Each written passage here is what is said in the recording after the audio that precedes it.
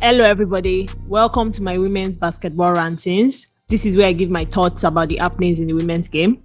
If you like this type of content, please like, subscribe, and comment in the comment section below. I put episode notes down in case you want to switch to a section that interests you.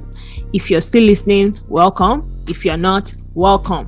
Let's get started. Today, I'll be talking about the week that was in the WNBA. So the regular season has started and it's in full swing, and I can now start judging teams by their performance or their lack thereof. So I'll just run down some of the highlights of this week. I think almost everybody has played at least 3 games. Okay, I think it's only Connecticut that hasn't played 3 games, but at least everybody has played 2 games. So we kind of have an idea of what's going on, the drama surrounding a lot of teams. This season is very dramatic, honestly. Let's just start from the top. The top news, and I always start with my favorite team, which is Seattle Storm. So Seattle Storm has been going through a storm, pun intended. They've lost 3 games in a row. That's like unheard of. I've never ever since I started following them, they don't lose back-to-back games, and not at the beginning of the season. So maybe at the end of the season, yes. I mean, last year it was a very weird year towards the end, but they only lost 2 games, I think, in a row. Never lost 3 games in a row. They are losing 3 games in a row. They are not playing that well. You can't really say they're not playing that well because they don't have their best players, but I still feel there's just something off about the team right now. I think it's the energy levels. I think the passion, the grit, I don't think it's there. I think Subird, I think she's just not playing to the best of her ability. Not necessarily like not playing well. The energy about her, what makes her Subird, I cannot lose this game kind of attitude. I don't think it's there. I have not seen it. Even though she's still like doing her thing, apart from last game, of course, she went 0 for 8 from 3, which was very, very weird. But I can understand that happens. And it was still a 3-point game, so I don't think that was really what went down. I think the whole season is just off. This season is off. I hope they turn it around. Maybe when they get Mercedes Russell, Brianna Stewart, Epiphany Prince, maybe they will turn it around. But right now, I'm not impressed because I felt if it was the other team last year, I feel even though the other team last year wasn't optimal, I still feel they could have at least won the game against Phoenix, the recent one. In fact, the 2 of them, because when they were heading into the 4th quarter, it was just a 1-point game. It wasn't that they were blown out at the 1st quarter or 2nd quarter. It was just a 1-point game heading into the 4th. So why couldn't they close it out? Same thing with Vegas, 1-point game entering into the 3rd quarter. Same thing with the 2 Phoenix games. So it's like, what is going on? Why can't they close games out? So Seattle, please figure your shit out. I don't know what's going on. If not, I mean, you're already at the bottom of the league. You are just only you and Minnesota. That's embarrassing. Unless you guys want to tank for Paige, I'm okay with that. Like, you need a point guard after Super anyway. So you can say, this is a lost season. Let's just forget about this season and try to do the best we can and just enjoy Super's last game and move on from there, because I honestly don't know what's going on there, and I hope they do better. But they do have a little bit of promise. Holding Phoenix to 69 points was impressive, especially with Tina Charles and Dana Rossi, Sarah Diggins. Like, there were some powerhouses in that Phoenix team, and they held them to 69 points. So I was impressed, but I wasn't impressed. I feel they should have closed that game out and they should have won that game. And it's not getting any better because Chicago is next. I mean, their early season is actually very rough. For Minnesota, they had Aces, Phoenix. Those are tough. Even last year, they were tough teams. Chicago was a tough team last year. I don't think they won any game against Chicago. So their opening schedule, it was rough. So I can understand why they are losing, but I still don't give them an excuse. They should be better. So let's move on from Seattle. Let's go to Minnesota. Minnesota is a mess right now.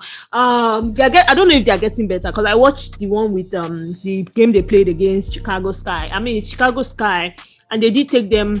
They gave them a run for it. I think it ended up being, hold on, a 3-point game. I mean, that's not bad. That's not bad. I mean, for a team that's getting themselves together. So yes, they are trying to recover. But at the beginning of the season, yeah, they weren't playing right. Like, Jesse Sims was doing whatever she wanted. I don't even know who they had. They had some funny players I didn't understand. Who were the people at the beginning of the season? Jesse Sims was waived. Bjorn Turner was doing point guard. I really didn't understand it. The rotations were no. You could tell the urgency wasn't there, and so they blew up their entire roster basically, and brought in new players. I still think, I don't know why she just did not want to work with Leja Keradin, because I felt Leja Keradin would have really brought some stability into the team, but maybe she wanted someone younger. I don't know what she wanted, but so she brought in Mariah Jefferson, which I like her, but I've not really seen her play like that. Like, I've not been really impressed with her play, Mariah Jefferson. But she did a good job yesterday. She had 16 points and 5 assists, so that is good. So maybe it was in Dallas. Personally, I don't rate Dallas. I don't think Coach Vicky is a good coach per se. I don't think she's a player coach, because if she was a player coach, the player development would have been better. So I don't feel she's a good coach. I think she's a coach that just believes in the ability of their players. Okay, just do what you can do. Like, I'm not going to, like, if you're not doing it, then I will remove you. Like, she's not like, oh, okay, we'll play you, try to make you better. She's not like that. So I'm not really a fan of her, honestly.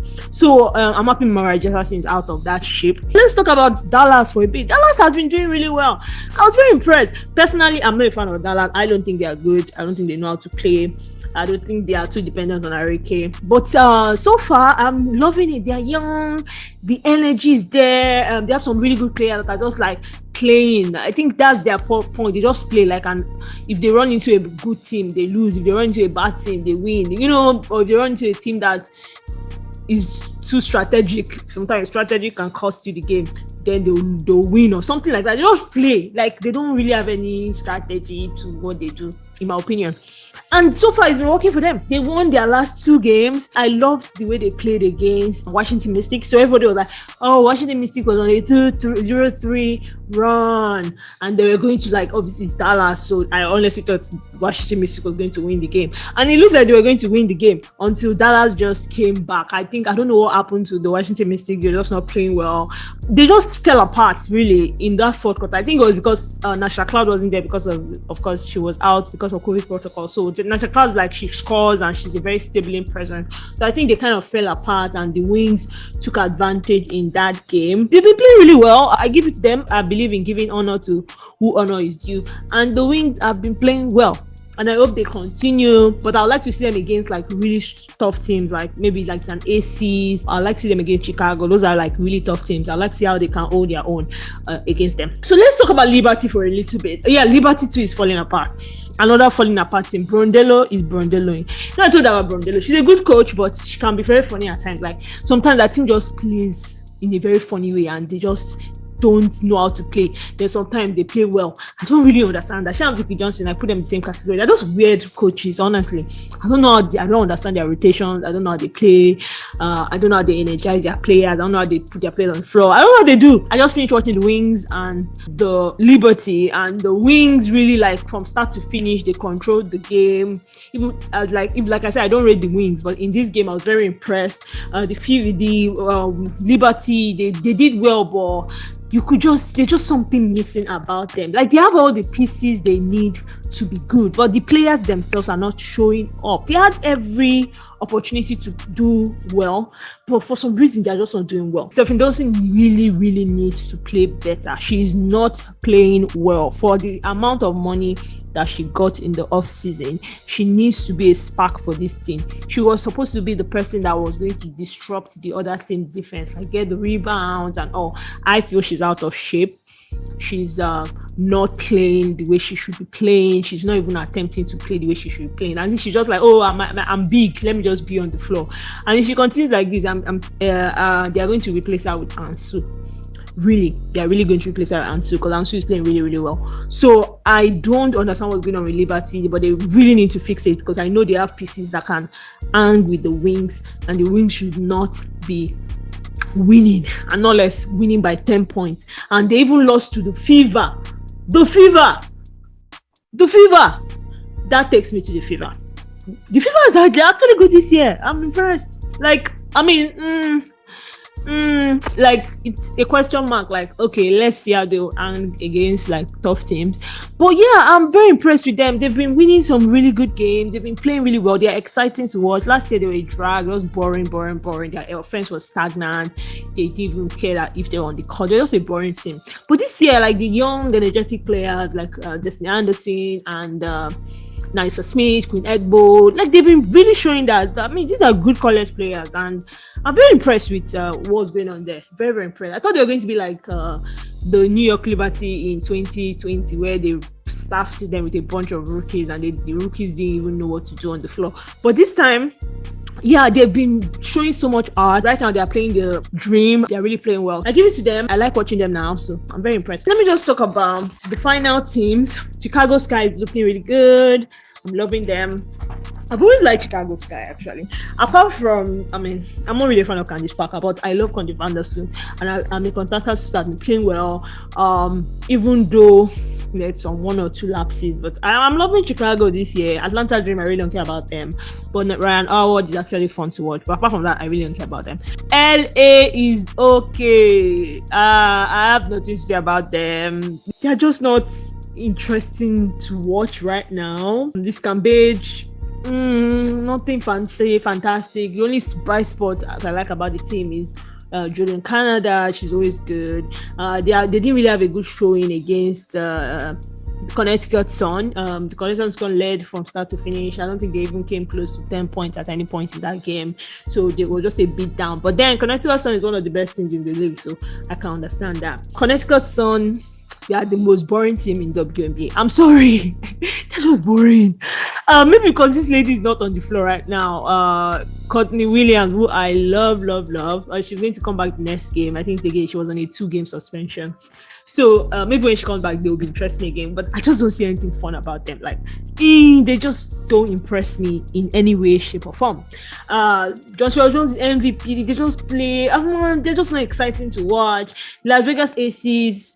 Yeah, I'm not a fan. I really don't trust them. I would like to see how they play, but I don't really have much to say about them.